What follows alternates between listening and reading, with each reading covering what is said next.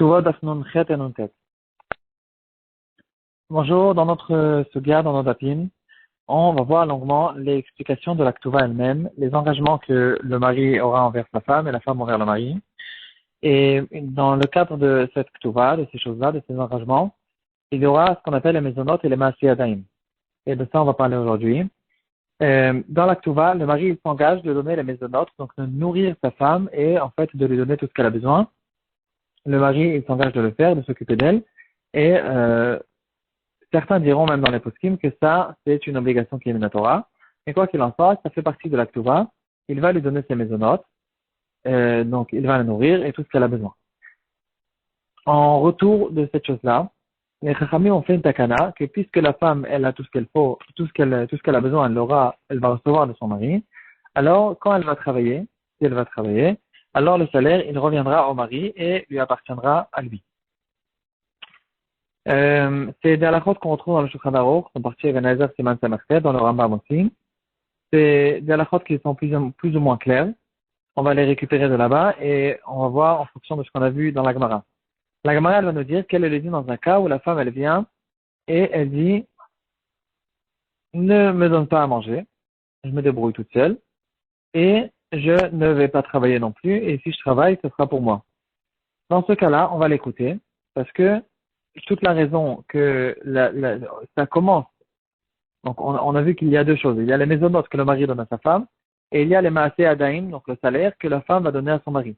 Mais puisque la Takana a commencé pour le bien de la femme, que la femme ne reste pas sans rien, qu'on sache qu'une femme mariée, elle a tout le temps de quoi manger, puisque ça a commencé pour elle, et c'est qu'en retour que les Chachamim ont été métaken, que le salaire reviendra au mari. Alors dans le cas où la femme, elle va dire, je me débrouille toute seule, je ne veux pas que tu me donnes à manger, et donc je vais reprendre moi-même mon salaire, mon propre salaire, dans ce cas-là, on va l'écouter.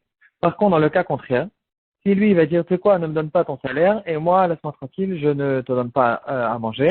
Dans ce cas-là, on ne va pas l'écouter parce que le mari, il est obligé de donner, quoi qu'il en soit, la nourriture et tout ce que sa femme, elle a besoin.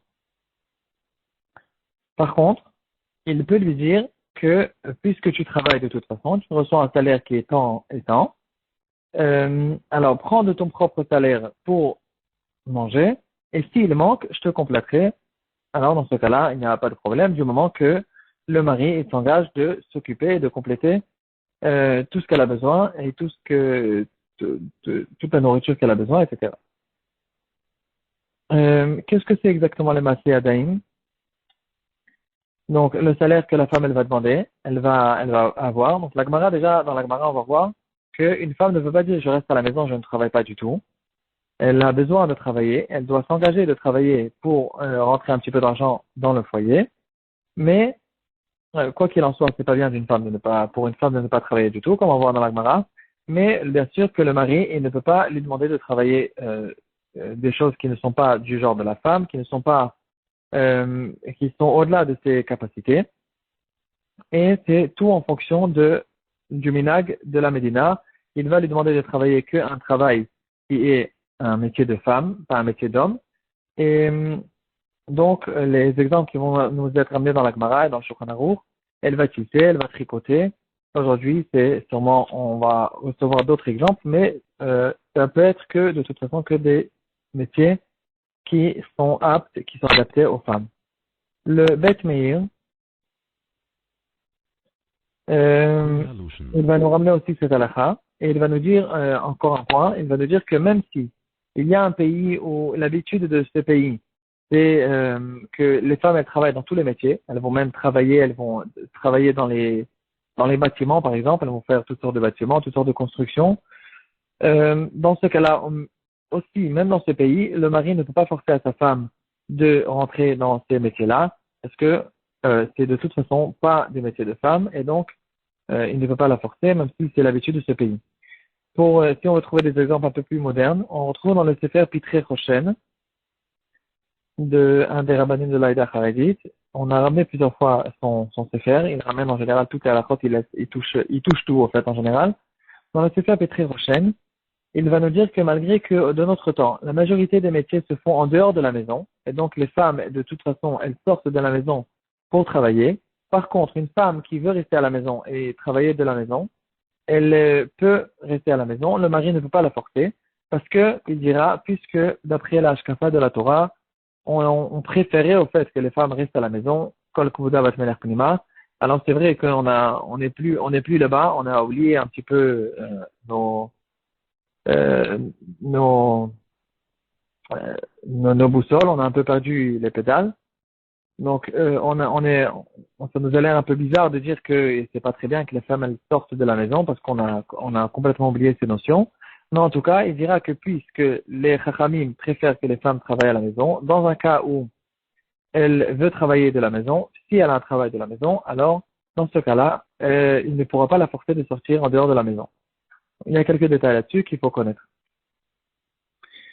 Euh, Dans un cas où elle travaille elle a un métier au fait qui n'est pas adapté aux femmes, mais elle se force à travailler quand même dans ce travail, et donc elle reçoit peut-être plus d'argent, alors il ne peut pas lui dire, on va voir dans la Gemara qu'il y a une possibilité, on vient de voir aussi, qu'il y a une possibilité de dire, Te'im Aseadaïr, prends pour toi ton salaire et débrouille-toi avec toi-même. Dans un cas où le salaire, en fait, il est supérieur aux besoins de la femme, elle peut se débrouiller toute seule. Le mari, de toute façon, ne peut pas lui dire ça si la femme n'est pas d'accord. Donc, dans un cas où, quand même, elle a un travail qui n'est pas adapté à elle, et quand même elle travaille dans ce travail-là, alors, il ne pourra pas lui dire ça non plus. Dans le Maharit, il va ramener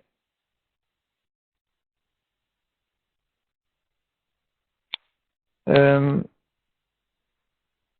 le cas de certaines femmes qui ramènent toute la parnassa de la maison. C'est quelque chose qui peut arriver aussi. Une femme que toute la parnassa de la maison, elle tient sur elle, c'est elle qui ramène tout le salaire, c'est elle qui ramène à manger pour son mari et pour ses enfants et tout, c'est elle qui organise tout. Dans ce cas-là, il y a une grande question dans les poskim. Est-ce que le mari, il a le srout, le mérite que les chachamim lui ont donné, que le salaire lui revient? Pourquoi pas, en fait? Alors, la raison, elle est très simple, elle est très logique, puisque toute la raison pour laquelle les chachamim ont donné au mari le salaire de la femme, c'est que parce que il lui donne les mésonotes. Donc, à cause du fait qu'il a un chiyuv minatora, peut-être même, de lui donner des mésonotes, de lui donner à manger, alors les chachamim ont dit, si c'est comme ça, le salaire de la femme, qui en général est inférieur aux mésonotes, lui reviendra à lui. Par contre, dans un cas où dans un cas où de toute façon le mari ne lui donne pas les mésonotes, parce que c'est elle qui ramène tous les maisons, c'est elle qui ramène toute la parnassa à la maison. Alors dans ce cas-là, il y aura un grand tas dans le poskim de dire que effectivement le mari dans ce cas-là ne recevra pas le salaire reviendra à la femme. Le mari il va ramener un ran qui dira que dans un cas où le mari ne veut pas, en fait, il transgresse sa promesse qu'il doit lui donner à nourrir, il doit la nourrir.